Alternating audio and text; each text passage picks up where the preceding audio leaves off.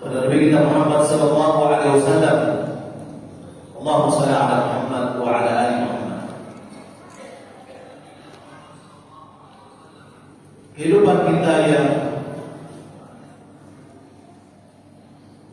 banyak tantangan, banyak godaan yang selalu dinamis, yang sebenarnya setiap hari itu adalah hari baru, tidak lagi hari yang telah pergi dan berlalu. Walaupun terkadang atau walaupun itu adalah namanya sama. Hari ini adalah hari Ahad, tidaklah sama dengan Ahad yang berlalu, dan tidaklah sama dengan hari yang kemarin, hari Sabtu. Dan hari esok tidaklah sama dengan hari ini. Setiap hari kita sebagai orang Muslim sebenarnya menjual diri kita, berdagang dengan Allah Subhanahu wa taala.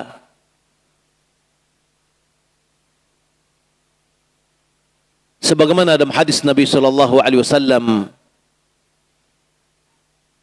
yang mengatakan bahwa kita ba'i'un nafsah, menjual dirinya,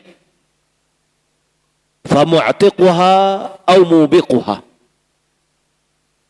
apakah dia bisa menyelamatkan dirinya dari api neraka atau mencelakakannya ke dalam api neraka. Maka di dalam safari kehidupan kita ini, kita memerlukan bekal, mengingatkan untuk diri saya sendiri dan kita semua beberapa bekal yang sama-sama kita perhatikan dan insya Allah kita amalkan. Yang pertama adalah bekal takwa, yaitu sebagai bekal utama. Allah Subhanahu wa taala berfirman dalam surah Al-Baqarah ayat 197, "Wa tazawwadu fa inna khairaz zadi taqwa." Berbekallah, sesungguhnya sebaik-baik bekal itu adalah takwa.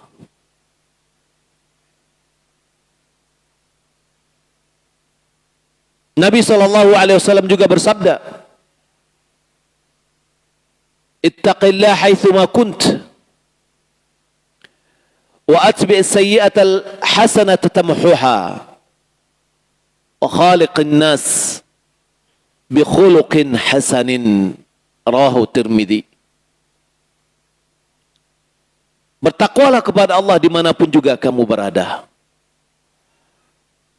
dan ikutilah perbuatan yang buruk dengan perbuatan yang baik yang dapat menghapus perbuatan baik itu, yang bisa menghapus perbuatan yang buruk. Dan bergaulah dengan manusia dengan akhlak yang baik. Apa itu takwa? Hakikatut taqwa, at-taqwa kata Ibnu Qayyim, hiya imtithalu awamirillah wa ijtinabu nawahihi ala wajhil ikhlas. Taqwa itu adalah at-taqwa an ta'mala bi ta'atillah ala nur min Allah tarju thawab Allah, wa an tatruka ma'siyat Allah ala nur min Allah takhafu azab Allah. Takwa itu engkau melaksanakan ketaatan kepada Allah ala nur min Allah, didasari cahaya dari Allah, yakni beramal berdasarkan ilmu. Dia mengetahui bahwa ketaatan yang dilakukannya itu adalah sebuah ketaatan. Amalan yang dikerjakan itu adalah ibadah yang disyariatkan. Tidak hanya ikut-ikutan. Tapi dia tahu itu adalah ketaatan, maka dia laksanakan. Dan motivasi dia untuk melaksanakan itu adalah tarju thawab Allah, engkau mengharapkan pahala dari Allah. Kalau itu yang menjadi dorongan kita untuk bertaat kepada Allah, apapun kondisi kita, kita akan siap untuk melaksanakannya. Ada orang melaksanakan ketaatan kepada Allah menurut dia, tapi ternyata tidak disyariatkan. Sehingga dia melaksanakan ibadah kepada Allah yang tidak disyariatkan, walaupun dia melakukannya mengharapkan pahala. Tapi itu bukan dari takwa. Man amila amala laisa alaihi amruna fahuwa raddun. Siapa mengamalkan satu amalan yang tidak berdasarkan syariat ini, maka di amal itu tertolak.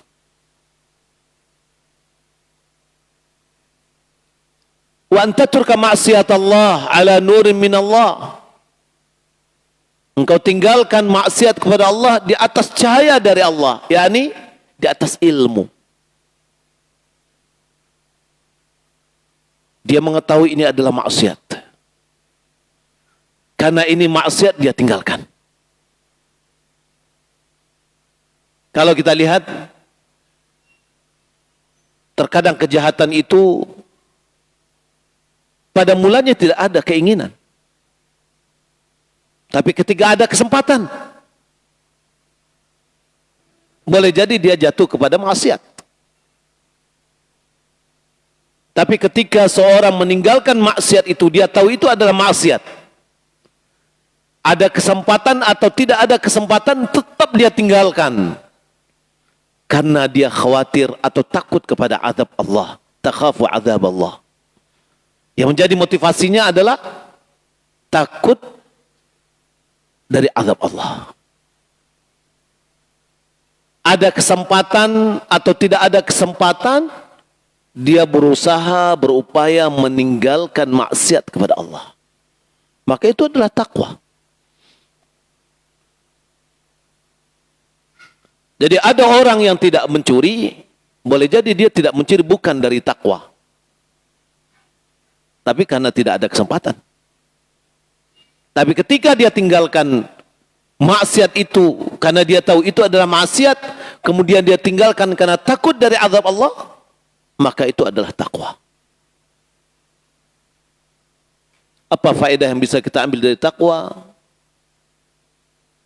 Wa may yattaqillaha yaj'al lahu makhraja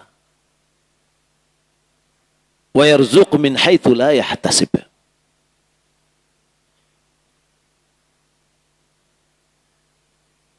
Siapa yang bertakwa kepada Allah, hakikat dari takwa tadi, menjalankan perintahnya, meninggalkan larangannya dengan penuh keikhlasan, kata Ibnu Qayyim, maka Allah Subhanahu wa taala berikan kepadanya solusi dari problematika yang dihadapinya. Jalan keluar. Dan diberikan rezeki dari sumber-sumber yang tidak pernah diduga-duga. Diberikan jalan keluar, diberikan rezeki oleh Allah Subhanahu wa taala. Dalam surah Al-Baqarah Allah berfirman, "Fattaqullah wa yu'allimukumullah." Bertakwalah kepada Allah, pasti Allah akan mengajarkanmu. Maka orang semakin bertakwa kepada Allah, Allah akan berikan kepadanya pemahaman. Allah akan ajarkan kepadanya apa yang tidak dia ketahui sebelumnya. Maka Takwa adalah bekal yang utama dalam mengaruhi kehidupan kita dimanapun kita berada dan kapanpun kita berada. Yang kedua, ilmu yang bermanfaat. Ilmu yang bermanfaat adalah ilmu agama. Ilmu langit. Ada ulama yang membagi ilmu itu terbagi kepada 3. Ilmu langit, ilmu ulwi, ilmu sufli, ilmu tajribah. Ilmu ulwi, ilmu langit. Ilmu wahyu. Yang datang dari Allah Subhanahu wa ta'ala. Itu adalah agama. Yang semuanya adalah baik. Yang tidak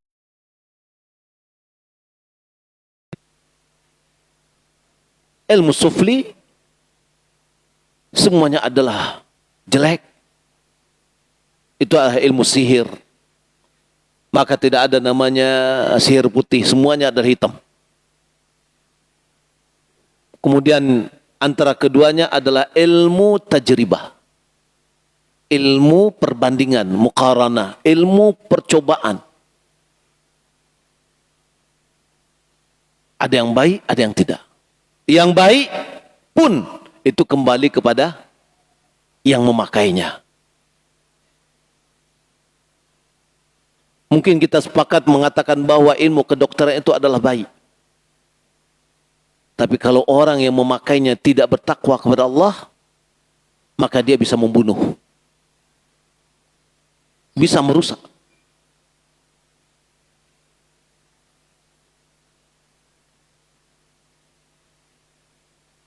Zahar al-fasadu fil barri wal bahr bima kasabat aydin nas. Telah tampak kerusakan di darat dan di laut disebabkan oleh ulah tangan manusia. Apakah disebabkan mereka tidak berilmu? Berilmu. Tapi ketika takwanya kurang, mungkin dia menjadi serakah. Hutan bisa menjadi gundul. Laut semakin hancur, karang yang ada di dalamnya karena kerakusan dan disebabkan oleh ketakwaan yang tidak ada. Adapun ilmu agama adalah ilmu yang paling bermanfaat. Allah Subhanahu wa taala angkat orang-orang yang beriman dan orang yang berilmu sekian derajat. Yarfa'illahu alladhina amanu minkum walladzina utul ilma darajat. Allah akan meninggikan orang-orang yang beriman di antaramu dan orang-orang yang diberi ilmu beberapa derajat. Ilmu di sini adalah ilmu agama.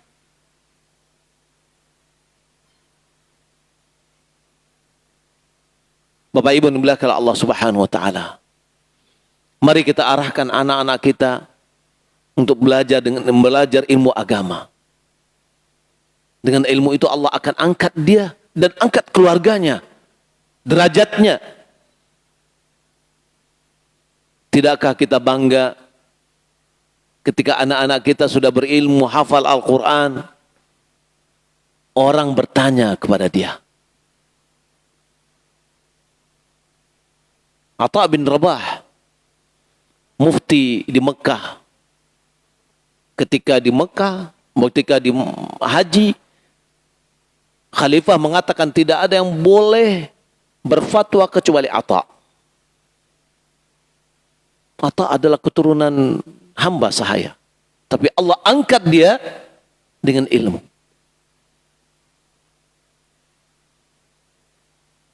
Pernah Khalifah Sulaiman bin Abdul Malik ingin bertanya kepadanya, berfatwa, tapi dia tanya, ini urusan negara atau urusan pribadi? Katanya urusan pribadi. Kalau urusan pribadi, ambil antrian dari belakang. Kalau urusan negara, silakan maju duluan. Begitu izzah yang dimiliki oleh seorang yang berilmu. maka Allah angkat derajat orang-orang yang berilmu. Hadis Nabi sallallahu alaihi wasallam mengatakan, "Man salaka tariqan yaltamisu fihi ilman, sahalallahu lahu bihi tariqan ilal jannah." Barang siapa yang menempuh jalan untuk mencari ilmu, satu ilmu yang dia cari, maka Allah akan memudahkan baginya dengan ilmu tadi sebuah jalan ke surga. Satu yang kita ketahui lalu kita amalkan, itu memudahkan kita dengan ilmu tadi meraih pahala yang akan bisa insya Allah menghantar kita ke dalam surga. 10 ilmu yang kita dapatkan, 10 jalan yang akan bisa menghantar kita ke surga. Semakin banyak ilmu kita, lalu kita amalkan, semakin banyak pahala yang akan kita dapatkan.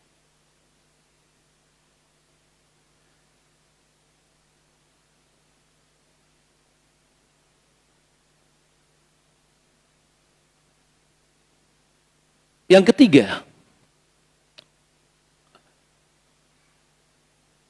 bekal kita adalah amal soleh sebagai investasi abadi.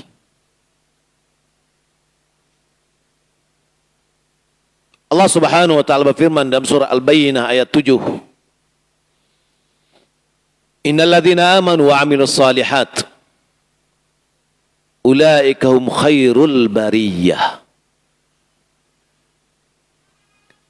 Sesungguhnya orang-orang beriman dan mengerjakan amal soleh, mereka itu adalah sebaik-baik makhluk.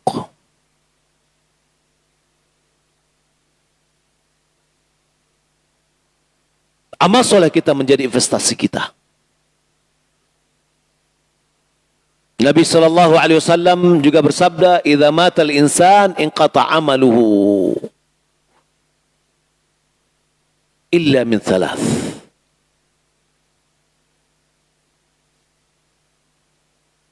Apabila manusia meninggal dunia, maka terputuslah amalannya. Imam Nawawi menjelaskan, terputus amalannya artinya tidak ada lagi pahala baru yang akan dia dapatkan. Terputus. Karena dia tidak bisa bekerja, tidak bisa beramal.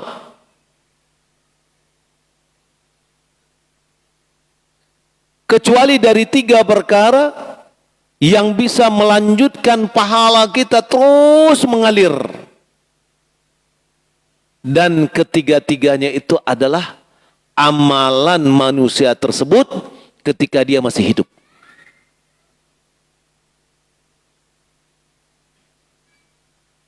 Apa yang 3 itu? Sedekah jariyah, sedekah yang mengalir. Itu yang akan mengalir pahalanya terus. Seperti apa yang akan kita bangun di sini, tempat wudhu. Jika kita memberikan harta kita untuk fasilitas ini, pahala akan mengalir terus. Inilah investasi.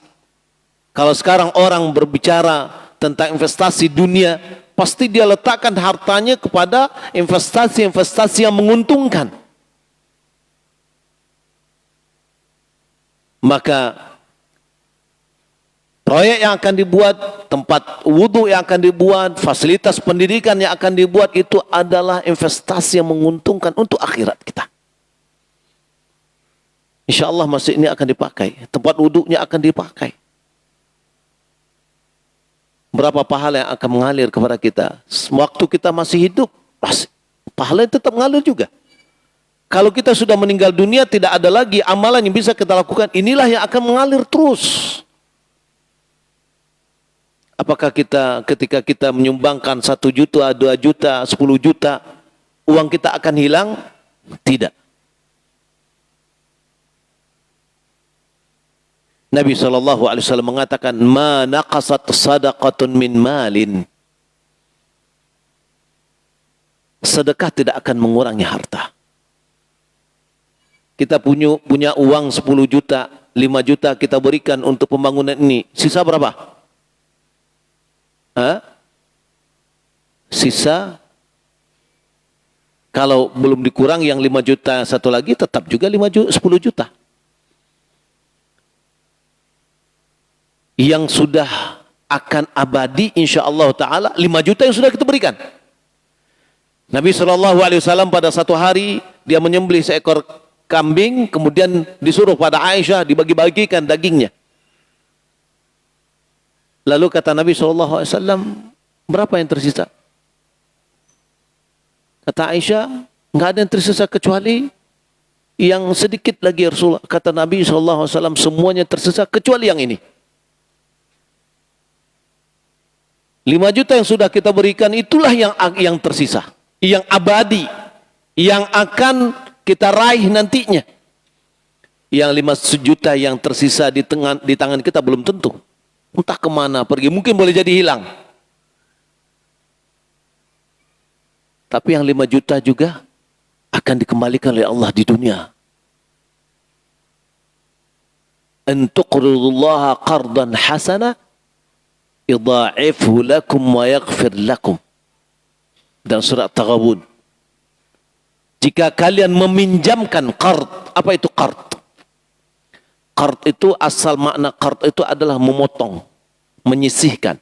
Menyisihkan sebagian dari harta untuk diberikan kepada orang yang memanfaatkannya, lalu dikembalikan nilainya. Kapan dikembalikan? Di dunia.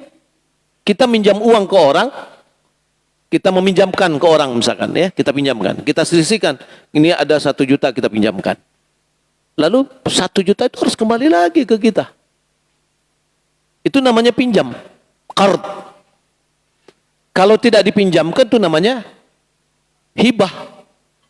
Nggak ada pinjam balik. Kalau kepada orang miskin itu namanya sedekah. Kalau sama-sama teman, kalau tidak kembali hibah. Kalau kembali itu namanya qard. Tapi pinjamannya nggak boleh lebih dikembalikan. Kalau Allah mengembalikannya lebih. In tuqridullaha qardan hasana yudha'ifhu lakum. Allah lipat gandakan. Pengembaliannya kapan? Di dunia. Wa yaghfir lakum. Allah akan mengampuni dosa-dosamu. Jadi setiap kita menyumbang, Allah akan kembalikan, tetap mengembalikan di dunia. Berapa pengembaliannya? Berlipat ganda. Man dzalladzi yuqridullaha qardan hasana fayudha'ifahu lahu wa lahu ajrun karim. Siapa yang meminjamkan kepada Allah pinjaman yang baik, maka Allah akan melipat gandakan baginya. Kapan? Di dunia. Dan baginya pahala yang banyak. Kapan? Akhirat.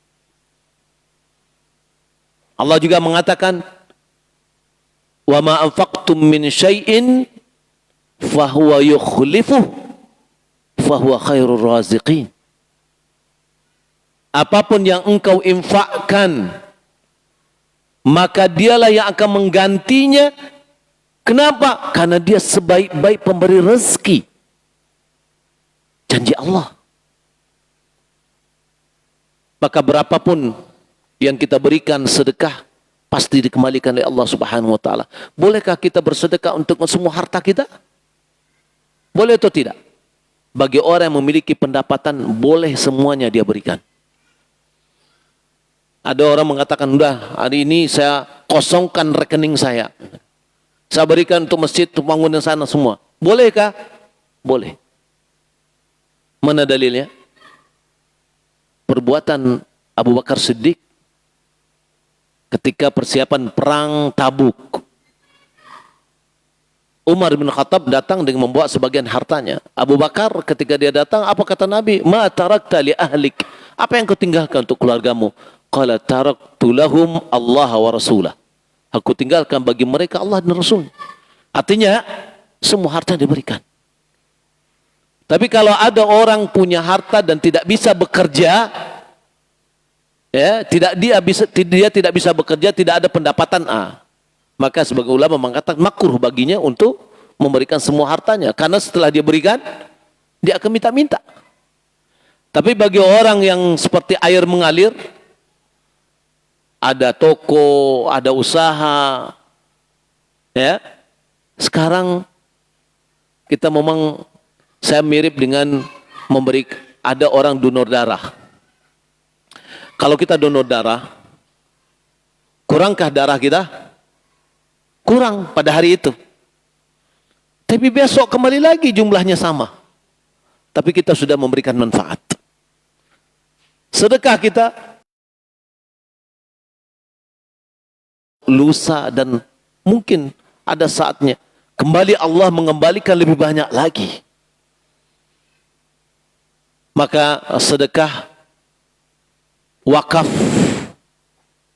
ini adalah pahala yang tetap mengalir walaupun kita sudah menjadi tanah.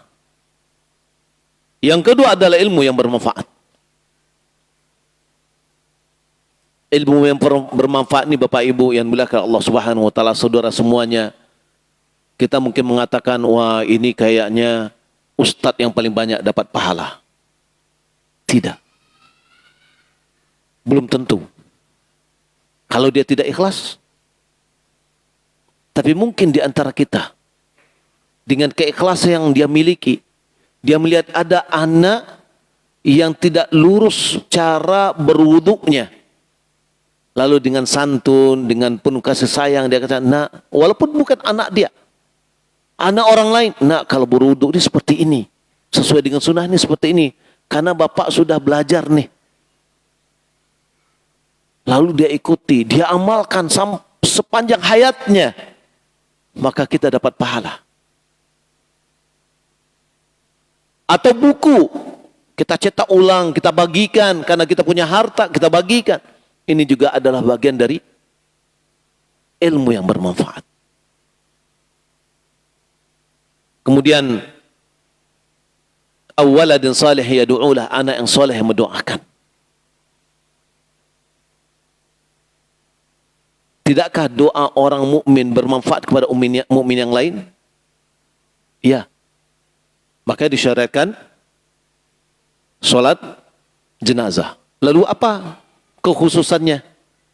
Doa anak yang soleh ini, ulama mengatakan doa anak yang soleh ini lebih dari itu. Amal anak yang soleh. Amal anak yang soleh bermanfaat untuk orang tuanya. Dan doa anak yang soleh ketika dia berdoa kepada Allah, Allahumma gfirli wali walidayya, Allah akan mengangkat derajat orang tuanya, mengangkat derajat orang tuanya. Setiap anaknya meminta ampunkan untuk orang tuanya. Siapa yang akan meminta ampunkan untuk orang tuanya? Adalah anak yang soleh.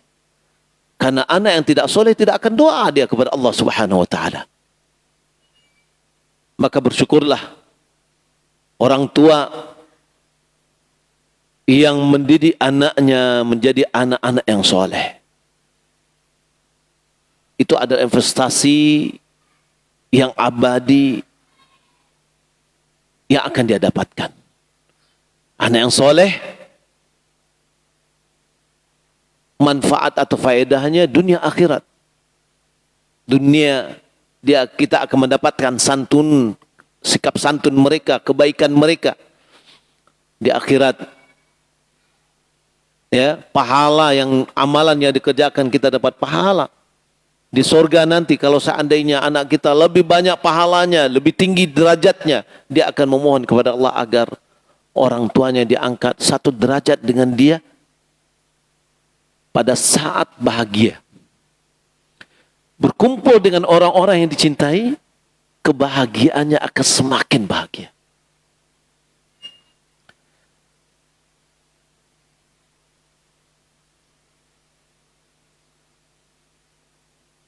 Yang keempat, bekal di dalam mengarungi kehidupan, safar dalam kehidupan ini adalah sabar dalam menghadapi ujian. Kesabaran. Allah Subhanahu wa taala berfirman, "Wa lanabluwannakum bisyai'in minal khaufi wal ju' wa naqsim minal amwali wal anfusi was samarat wa basyiris sabirin." Dan sungguh kami telah menguji kalian dengan sedikit rasa takut dan rasa lapar dan kekurangan harta, jiwa dan buah-buahan. Wa basyiris sabirin, dan berilah kabar gembira kepada orang-orang yang bersabar.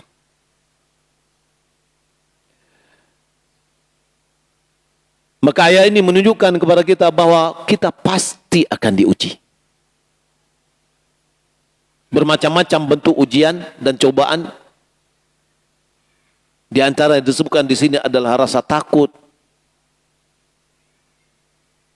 rasa cemas, rasa lapar, kekurangan dari harta, kekurangan dari jiwa, ada yang mati, ada yang sakit. Itu adalah ujian. Maka semuanya hendaklah kita hadapi dengan sabar. Maka Allah Subhanahu wa taala mengatakan, berikanlah kabar gembira kepada orang-orang yang sabar. Alladzina idza asabatuhum musibah qalu inna lillahi wa inna ilaihi raji'un ulaika 'alaihim salawatun min rabbihim wa rahmah wa ulaika humul muhtadun.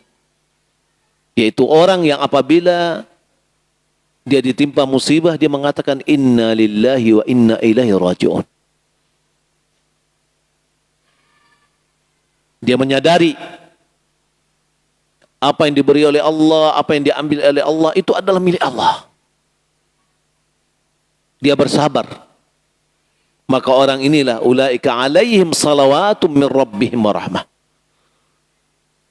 Itu adalah orang yang mereka akan mendapatkan pengampunan dari Allah dan rahmat dari Allah Subhanahu wa taala, dan mereka itulah orang-orang yang mendapatkan petunjuk. Nabi sallallahu alaihi wasallam mengatakan, "Ajaba li amri mu'min, inna amrahu kullahu khair, wa laysa dzalika li ahadin illa li mu'min. Idza asabathu sarra syakar fakana khairan lah. Wa idza asabathu darra sabar fakana khairan lah." Begitu kehidupan kita. Kehidupan kita tidak akan pernah lepas dari dua kondisi. Bahagia atau bersedih. Sukacita atau duka cita. Tidak akan pernah keluar dari itu. Maka kata Nabi SAW, sangat mengherankan urusan orang mukmin. Semua kondisinya baik. Dan itu tidak dimiliki oleh seseorang kecuali hanya orang mukmin dengan iman yang dia miliki. Apabila datang kepadanya yang membahagiakan, yang mengembirakan, mereka bersyukur kepada Allah. Maka itu baik bagi dia. Apabila datang kepadanya sesuatu yang menjadikan dia bersedih, kesempitan dan kesulitan, dia bersabar. Maka itu baik baginya. Maka kehidupan kita antara syukur dengan sabar, antara bahagia dengan kesusahan, semuanya kita hadapi dengan sabar dan syukur kepada Allah Subhanahu wa taala. Ali bin Abi Thalib dia mengatakan, as-sabru minal iman bimanzilatir ra's minal jasad. Fa idza quti'atir ra'su fala jasada.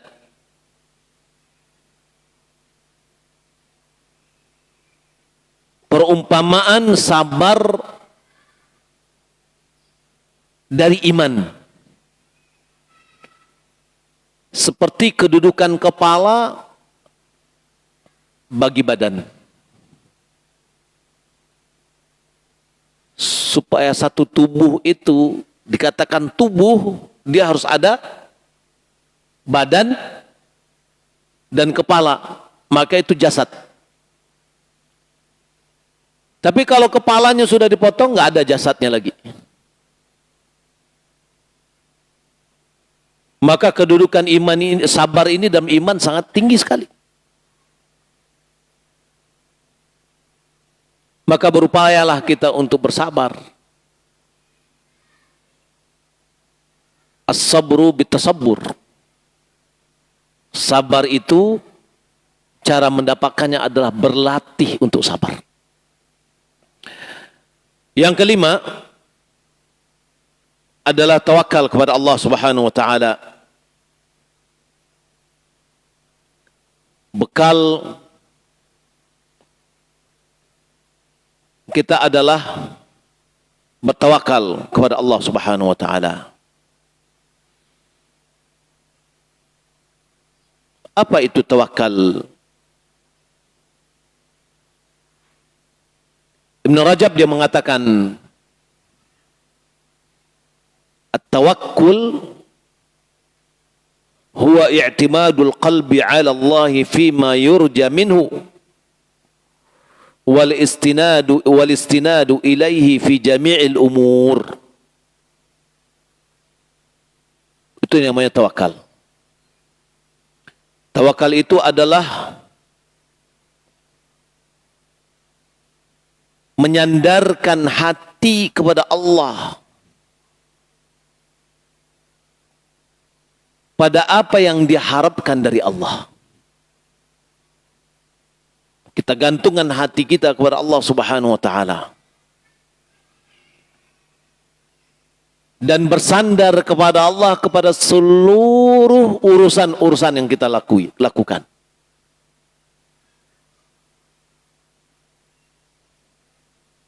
Maka orang bertawakal bergantungnya hanya kepada Allah Subhanahu wa taala.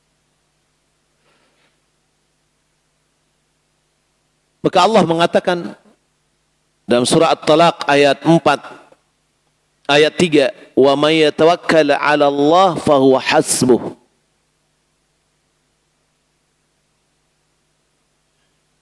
Siapa yang bertawakal kepada Allah, niscaya Allah akan mencukupkan keperluannya. Inna Allah bali wa amrih. Qad ja'ala Allahu li kulli syai'in qadaran. Allah pasti akan melakukan apa yang telah Allah tetapkan. Dan Allah telah menetapkan, menjadikan bagi setiap sesuatu itu ada takdirnya, ada ukurannya. Maka dalam bentuk tawakal kita kepada Allah, kita melakukan usaha dan upaya. Bekerja, melakukan sebab-sebab, itu adalah bentuk taat kita kepada Allah. Dan kita akan mendapatkan ganjaran pahala dari upaya dan usaha yang kita kerjakan. Adapun tawakal kita adalah ketaatan hati kita, ketergantungan hati kita kepada Allah Subhanahu wa taala. Maka Nabi SAW dalam hadis dikeluarkan oleh Imam Tirmidzi dari Umar bin Khattab radhiyallahu taala an, beliau bersabda, yakni Rasulullah sallallahu alaihi wasallam bersabda, "Law annakum tatawakkaluna 'ala Allah haqqa tawakkuli." Jika kalian bertawakal kepada Allah dengan sebenar-benarnya bertawakal, la razaqakum kama yarzuqut tayra taghdu khimasan wa taruhu bitana. pastilah Allah memberimu rezeki. Sebagaimana Allah memberi rezeki kepada burung yang pagi-paginya perutnya kosong dan sorenya perutnya sudah kenyang. Ngapain dia melalah?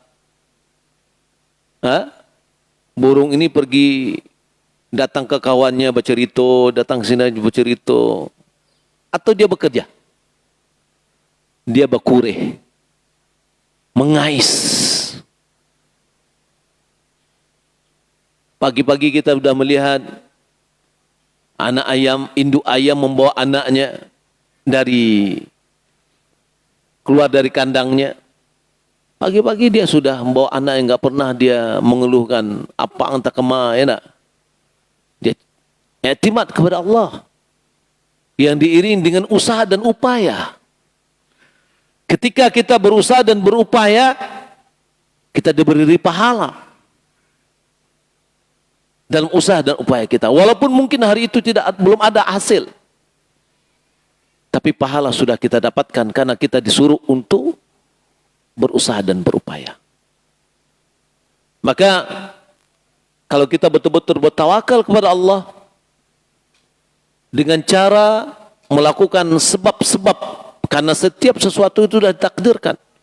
Ada seorang pemuda, dia punya keinginan untuk punya anak, tapi nggak nikah-nikah.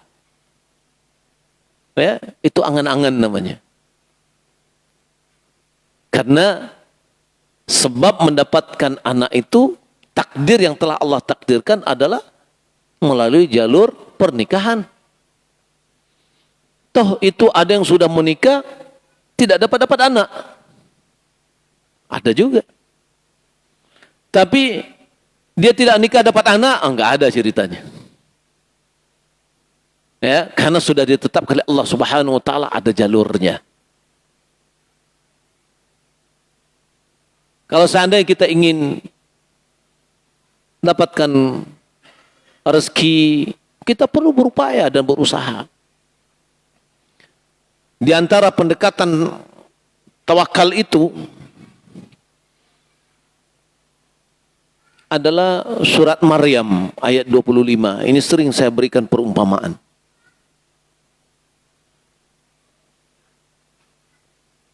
Yaitu ketika Maryam ingin melahirkan Isa. Apa yang disuruh oleh Allah Subhanahu wa taala? Wahuzzi ilaika bijid'in nakhlah. Goyang, tarik pohon kurma. Pohon kurma itu sebesar apa? Sebesar ranting? Enggak, sebesar pohon sawit. Enggak. Goyang pangkalnya, bergerak enggak atasnya? Enggak bergerak. Apalagi seorang ibu yang perutnya sudah sakit untuk melahirkan.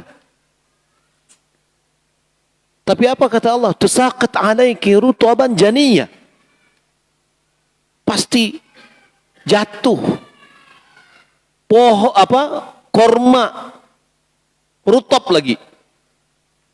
Korma muda lagi. Pertanyaannya, tidakkah Allah Subhanahu wa taala berkuasa untuk memberikan Maryam dalam kondisi itu korma tanpa harus dia goyang? Sangat memungkinkan. Karena masih gadis, ketika dia berada di mihrab, datang Zakaria, "Aina laki hadza?" Qalat hiya min indillah. Dari mana bagimu ini makanan? Ketika Zakaria masuk, ternyata ada makanan sama Maryam. Kamu dapat dari mana? Kata, hiya min indillah. Datang dari Allah Subhanahu wa taala. Ya, berarti Allah yang memberi.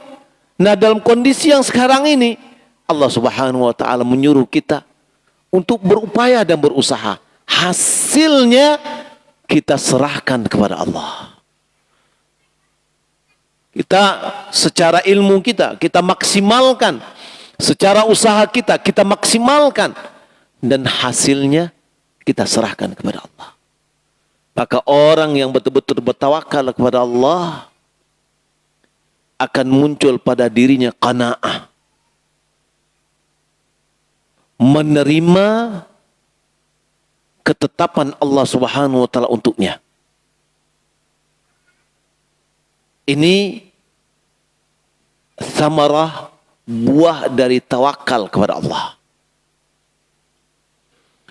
Maka tawakal dalam kehidupan kita sehari-hari sangat diperlukan. yakni kita berupaya, berusaha semaksimalnya dan kita menggantungkan hasilnya kepada Allah Subhanahu wa taala. Yang keenam,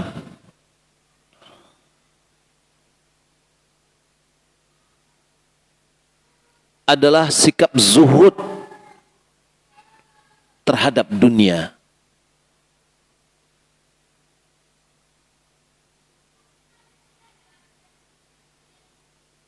Apa yang dimakan dengan zuhud?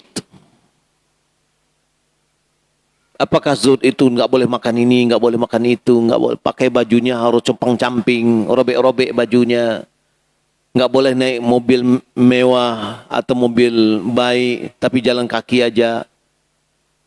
Bukan itu yang zuhud. Imam Ahmad dia mengatakan,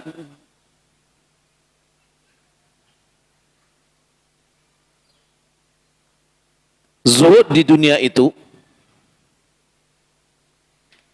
laisa bitahrimil halali wala idha'atil mal. Zuhud terhadap dunia bukanlah dengan mengharamkan yang halal atau menyia-nyiakan harta. Dengan kita mengatakan, oh saya tidak butuh uang, buang-buang aja uangnya. Walakinna az-zuhda fid dunya an takuna bima fi aidillahi awthaqa minka bima fi yadik. Akan tetapi zuhud di dunia itu adalah kamu lebih percaya kepada apa yang ada di tangan Allah ketimbang daripada apa yang ada di tanganmu. Apa yang ada di sisi Allah kita lebih percaya daripada apa yang ada di tangan kita. Terkadang kan kita percaya dengan apa yang di tangan kita dan ragu dengan apa yang ada di sisi Allah. Rezeki misalkan, kalau belum ada jaminan, lalu mengatakan, ayo kita dakwah yuk ke Dumai, ya gitu ya, ayo dakwah ke Dumai, bara gaji di sinan. Kalau tidak ada jaminan gaji, juga ambo makan. Ya subhanallah. Mana tauhidnya? Ya. Tidakkah kita lebih percaya apa yang ada di sisi Allah daripada janji dari manusia? Hasan al-Basri dia mengatakan,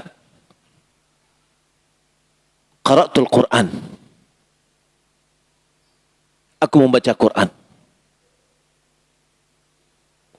Wa wajadtu anna Allah ar-Razzaq. Bahwasanya Allah itu memberi rezeki. Dan Allah itu menjamin rezeki hambanya di 90 tempat. Berapa tempat? Diulang-ulang di 90 tempat dalam Al-Quran. Silakan Bapak Ibu lihat deh. Ya, Allah memberikan rezeki itu. Hitung satu persatu. Ini ulama Hasan al-Basri.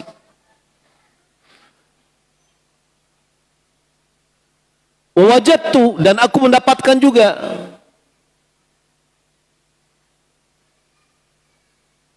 qaulullah asy-syaitanu ya'idukumul faqra. Syaitan menakut-nakutimu akan kefakiran di satu tempat. Itu dalam surah Al-Baqarah. Jadi kalau kita bandingkan 1:90, kira-kira mana yang lebih kuat? 1:90. Mana yang menang? 90 pasti. Yakin nggak kita dengan 90? Ya, yakin atau bagaimana? Ya. Syaitan menak ketemu akan kefakiran. Lalu apa kata Hasan al-Basri? Wa syakakna fi qawli sadiq fi 90 mawdi'an. Lalu kita ragu dengan perkataan yang maha jujur di 90 tempat. Ya. Dan kita yakin dengan perkataan pembohong. Siapa pembohong? Syaitan. Di satu tempat saja. Yang 90 tempat yang mengatakannya adalah Allah. Wa man asdaqu minallahi qila.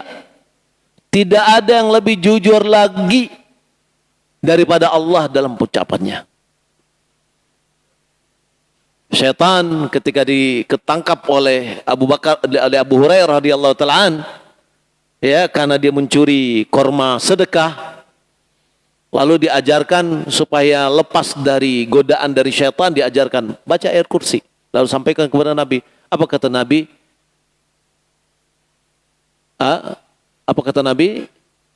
Sadaqa wa huwa kadzub. Benar dalam ucapannya, tapi dia adalah pembohong besar. Nah, ini perkataan syaitan dalam satu tempat aja dalam Al-Quran. Kita yakini, nanti siapa yang menjamin saya untuk hidup nanti? Anak saya sudah sekian. Ya, ada jaminan nggak saya datang bisa ke sana? Nanti gaji saya, tempat-tempat tinggal saya, dan yang lainnya. Ini dipertanyakan zuhudnya. Tadi apa kata Imam Ahmad? Walakin az-zuhda fi dunya an takuna bima fi yadillah awthaqa minka bima fi yadik. Zuhud itu adalah kamu lebih percaya pada apa yang ada di tangan Allah ketimbang dari apa yang ada pada tanganmu. Sementara Imam Syekhul Islam Ibnu Taimiyah mengatakan zuhud itu adalah tarku ma la yanfa'u fil akhirah. Meninggalkan apa yang tidak bermanfaat untuk akhirat.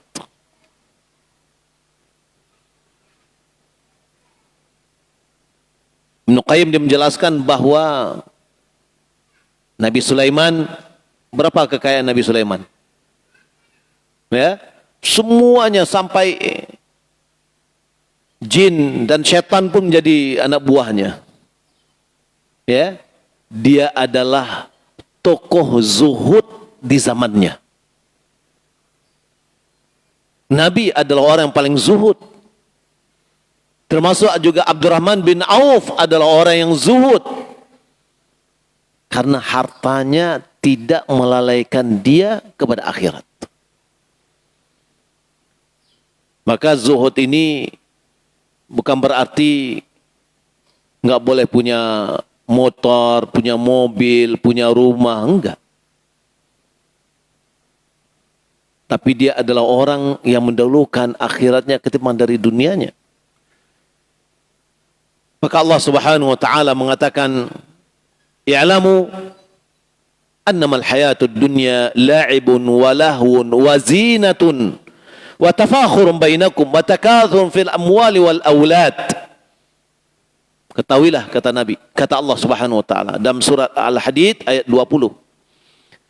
Ketahuilah bahwa sesungguhnya kehidupan dunia itu hanyalah permainan, walahun suatu kelalaian, wazinatun perhiasan, watafakhurum bermegah-megahan, bainakum antar kalian.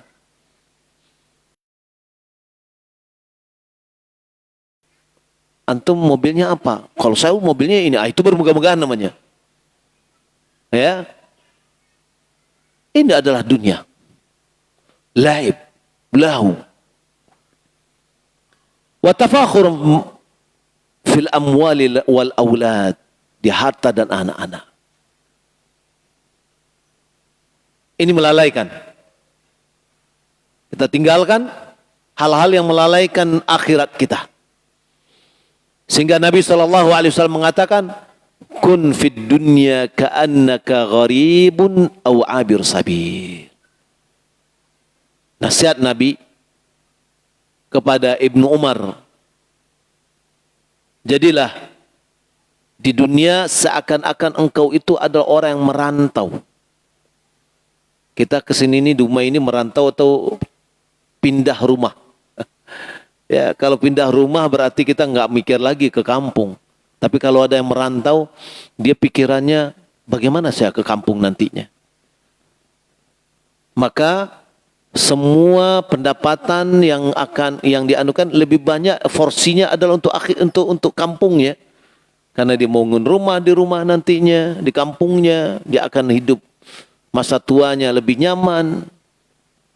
Investasinya dia lakukan, kan gitu ya. Apa kata Allah Subhanahu wa taala? Wabtaghi fima ataka Allahu daral akhirah. Wala tansa nasibaka minad dunya. Carilah pada apa yang Allah Subhanahu wa taala berikan kepadamu, apa yang Allah anugerahkan, apa yang Allah berikan ini, apa yang kita cari dengan itu? Kampung akhirat kita. Tapi jangan lupakan nasib kita, jatah kita di dunia. Kira-kira kalau persentasenya mana yang lebih besar? Persentase dunia atau akhirat? Nah, gimana? Mana yang lebih besar? Akhirat. Kira-kira berapa persen? 80, 90. Lalu yang dunianya 10. Kalau seandainya kita punya gaji 10 juta. Akhiratnya berapa? 9 juta akhiratnya. Dunianya hanya 1 juta. Tapi terkadang lupa kita dengan akhirat kita. Gaji yang 10 juta semuanya ternyata untuk dunia semua. Ya. Karena gaji ada Allah berikan kepada kita. Jadi banyak porsinya akhirat. Tapi jangan lupakan dunia kita. Kayak orang merantau, ngapain saya membangun rumah di perantauan? Nanti saya akan tinggalkan juga. Ya, kita di dunia ini ngontrak. Ini mungkin sebagian dari prinsipnya laki-laki.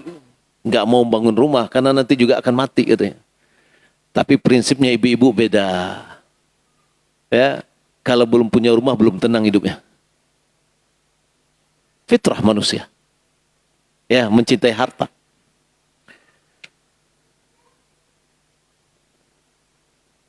Yang ketujuh, istiqamah di dalam beribadah. Bekal yang ketujuh dari kita mengarungi kehidupan dunia. Allah Subhanahu wa taala firman dalam surah Fussilat ayat 30, Innal ladzina qalu rabbuna Allah tsumma istaqamu tatanazzalu 'alaihimul malaikatu alla takhafu wa la tahzanu wa abshiru bil jannati allati kuntum tu'adun. Sesungguhnya orang-orang yang mengatakan Rabb kami adalah Allah, tsumma istaqamu, lalu dia konsisten dalam ucapannya.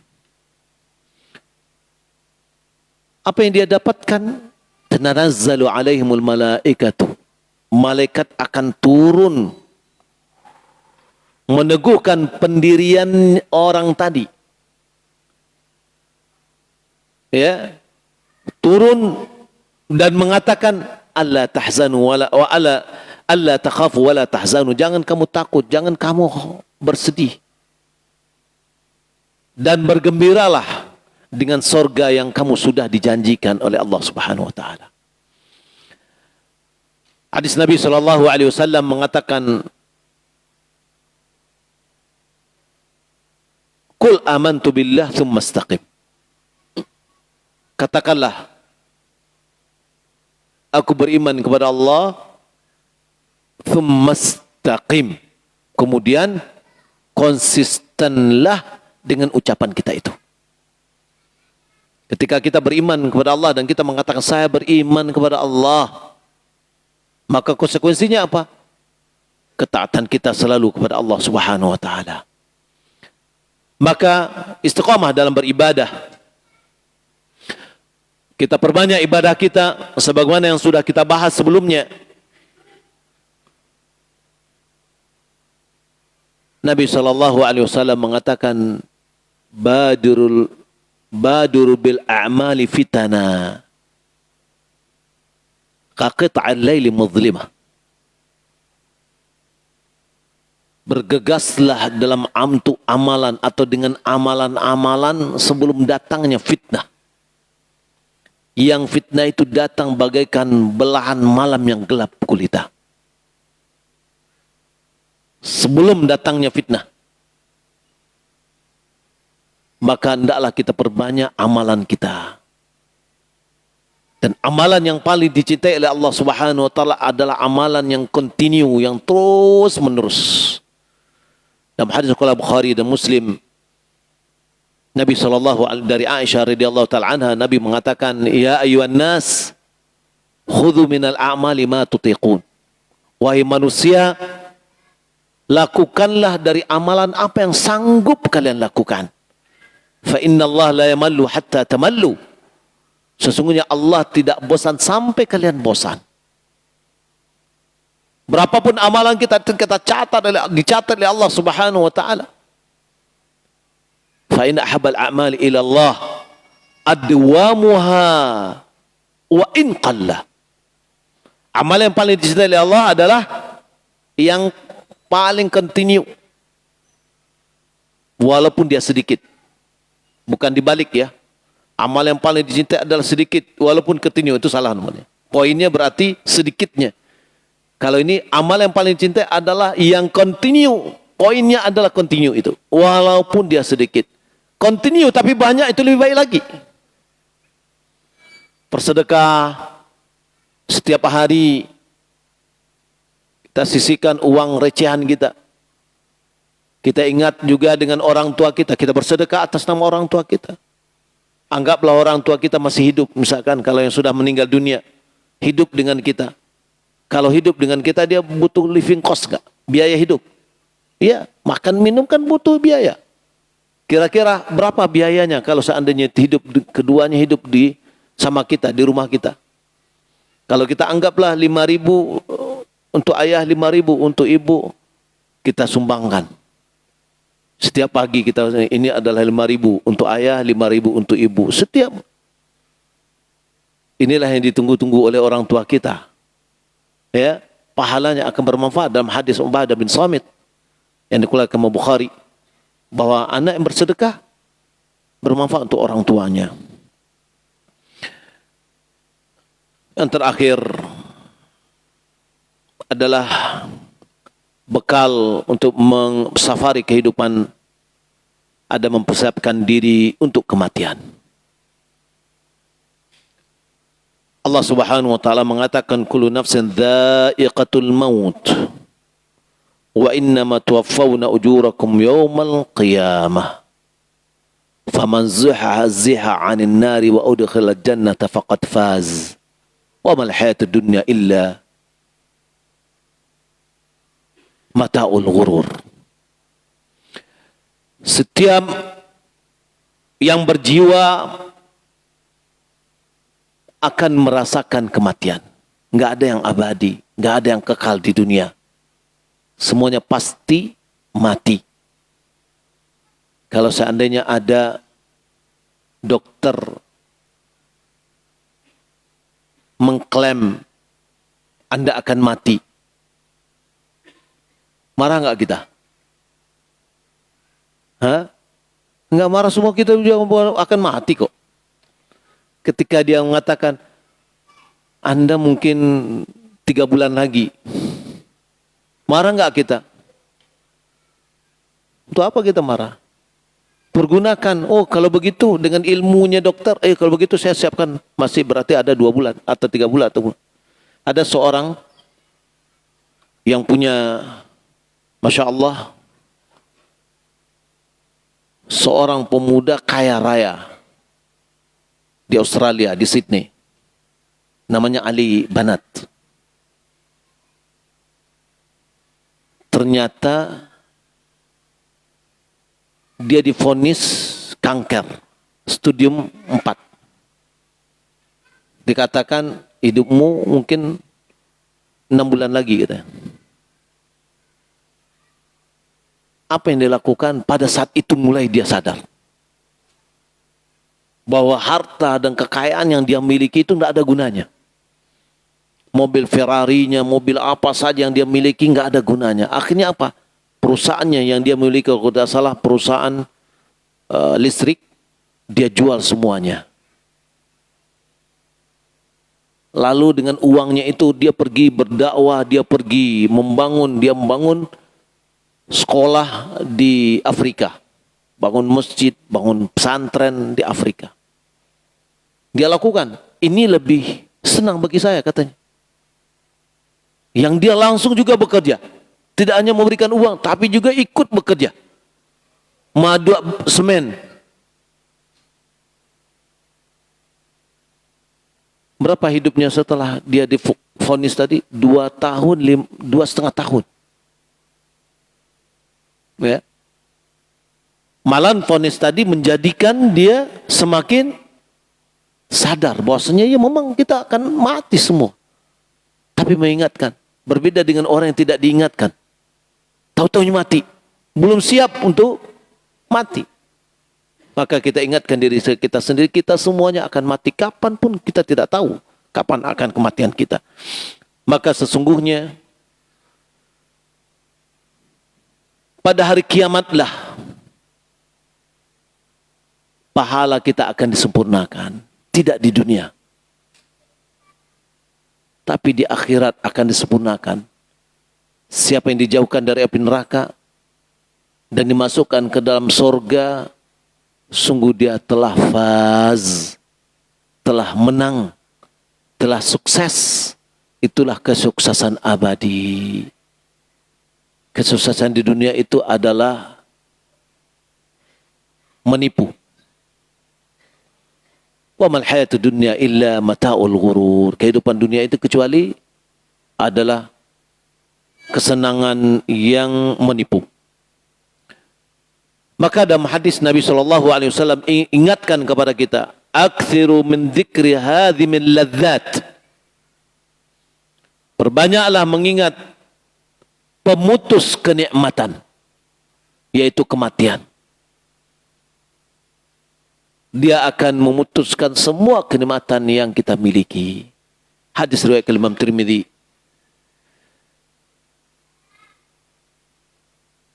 Di antara para salaf mengatakan, "Udhkurul mauta fa innahu sayatikum." Ingatlah selalu akan kematian. Karena kematian itu pasti akan mendatangi kalian. Wa man dzakaral mauta ukrima bi thalathatin. Barang siapa mengingat kematian, maka dia dimuliakan dengan 3 perkara. Siapa yang mengingat kematian, dia akan diberikan kemuliaan dengan 3 perkara. Ta'jilit taubah. Yang pertama, disegerakan taubatnya. Karena dia ingat dengan kematian, dia segera bertaubat. Yang kedua, wa qana'atil qalbi, yaitu kelapangan hati, kepuasan rasa hati dengan apa yang Allah berikan, sudah alhamdulillah. Laisal ghina bi kathratil 'aqd, walakinnal ghina ghinan nafs. Kaya itu bukanlah dengan banyaknya pemendaraan harta, akan tetapi kaya itu adalah kaya jiwa. Qana'atul qalbi, rasa apa qanaah, rasa menerima, rasa puas dalam hati. Yang ketiga, wa nasyatil ibadah. Diberi semangat di dalam beribadah. Karena dia melihat, wah, kehidupannya tinggal sedikit lagi. Segera dia perbanyak ibadahnya. Karena untuk mempersiapkan kematian. Nabi SAW mengatakan, Al-Qaisu man dana nafsahu wa amila lima ba'dal maut. Orang yang cerdas adalah orang yang menimbang-nimbang dirinya, mengukur, menghitung, mengaudit, dan dia beramal untuk setelah kematiannya. Karena dari kematian adalah awal perjalanan yang panjang, yang tidak berujung. Karena kehidupan di akhirat adalah kehidupan yang abadi. Kaum muslimin dan muslimat yang dimuliakan oleh Allah Subhanahu wa taala, yang kita sama-sama pelajari pagi ini menjelang siang ini, memberikan bekal bagi kita. Kita pilihkan ini semoga menjadi bekal bagi kita untuk mengaruhi kehidupan ini, di mana yang pertama adalah takwa kepada Allah, yang kedua adalah ilmu yang bermanfaat yaitu ilmu agama, yang ketiga adalah amal soleh sebagai investasi abadi, yang keempat adalah sabar dalam menghadapi ujian, yang kelima adalah tawakal kepada Allah, yang keenam adalah zuhud menghadapi dunia, yang ketujuh istiqamah dalam beribadah, dan kedelapan mempersiapkan diri untuk kematian. Wassalamualaikum warahmatullahi wa ala alihi wa sahbihi ajma'in. Mungkin kita cukupkan sampai di sini. Semoga bermanfaat. Mohon maaf atas segala kekurangan dan kesalahan. Wassalamualaikum warahmatullahi wa ala alihi wa sahbihi ajma'in. Wassalamualaikum warahmatullahi wabarakatuh.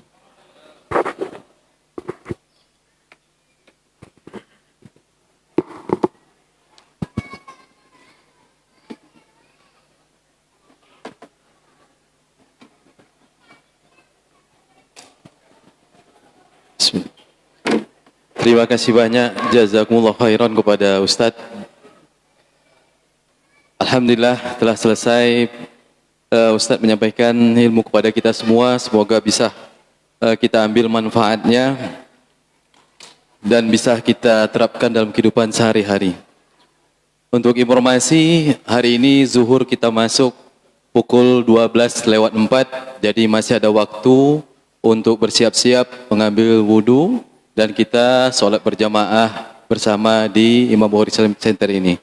Dan Ustadz mungkin rehat sejenak, kemudian beliau dan rombongan kita sama-sama ke tempat Ustadz Ridwan di jalan mana? Membonjol.